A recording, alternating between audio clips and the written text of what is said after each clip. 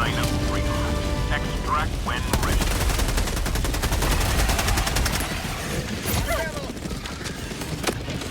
Last reload!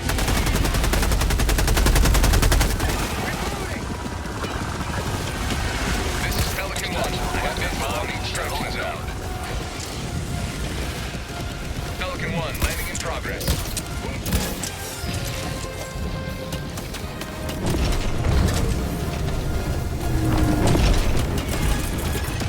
Throwing down a sentry.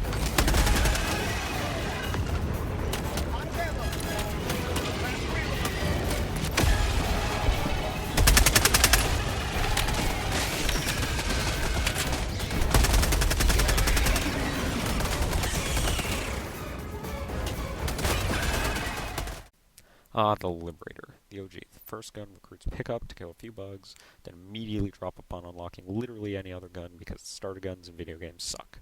Well, in the case of the Peacemaker, you'd be right. But for the AR-23 Liberator standard, that couldn't be further from the truth. Similar to my first weapon guide on the exploding crossbow, the Liberator only truly suffers in one category, power creep. If we look at its competition on launch, the two other ARs had worse damage, but the Penetrator had a medium armor penetration, and we're ignoring the concussive. It also competed with the one other SMG of the time, which had less damage but higher mag size and better maneuvering, and the breaker shotguns were dominant on the bug front. However, let's be honest, those were overpowered in general anyways, and kind of deserved the big nerf that most of them ended up getting. The Punisher and Slugger were okay at best, and the two energy weapons, being the Scythe and the, I believe, Scorcher, honestly were not very good on launch and quite forgettable. To use a term most of the internet knows, the Liberator was stuck in firmly in a mid-B tier. Not great, but you could always do worse. Since then, it's only gotten worse and worse, however.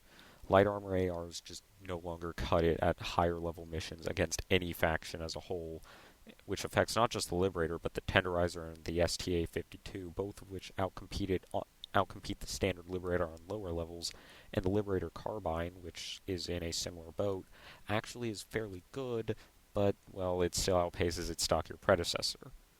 That being said, how can you, one of Super Earth's elite, best make use of this standard edition service rifle? Against the bugs, the basic Liberator cleans house. On lower difficulties, you can just use the Liberator and nothing else and be fine, unless of course multiple charges show up, but even then. The main issue is armor penetration. Any slower, bulkier weapon is going to have a higher armor penetration, but due to the Liberator being ground zero and the baseline, it's only light armor penetration, which means that even a Brood Commander can take a mag or so to take down, let alone Hive Guards, which can theoretically just sit there and reflect bullets forever if you don't know what you're doing. Xbox divers, my advice to you as anyone coming back to level up the AR-23 is to pair it with the Senator Revolver, or if your support company, our favorite P11, the GR8 or AC11 on higher difficulties, or Heavy MG in supply pack on lower difficulties, or if you already have a teammate running AT. I'd add this with the Orbital Precision Strike to try and work off of speed, and a machine gun turret to clean up extra chaff. You might notice that this build is rather simplistic and easy for a new player to get, and that is intentional, as a lot of the early game unlocks work perfectly with stock Liberator. Now against the bots, your best bet is going to be to bring the MLS 4X Commando, as I and the rest of the community have realized that this laser-guided rocket launcher is Liberty's gift to Helldivers who want to bring a backpack but still have consistent ways to deal with heavy armor. Additionally, I'd recommend the Warrant or the Senator Revolver, as both are great for taking down heavily armored commies, but if you're a support diver, bring the Stim Pistol and B1 supply pack, plus a lawn chair and an Orbital Precision Strike to make sure you always have something to use against heavily armored targets. Finally, against the squids, this is the one time I'm going to recommend modifications to a weapon, specifically the 4x combat scope to be able to hit weak points on harvesters a bit more accurately. But as for the rest of the loadout, the Crisper can deal with just about anything the Illuminant can throw at you, aside from Stingrays and Leviathans, of course. And if you combine it with the Siege-Ready Armor passive, you get a pair that can wipe out all but the Stingrays and the Levies, like I said.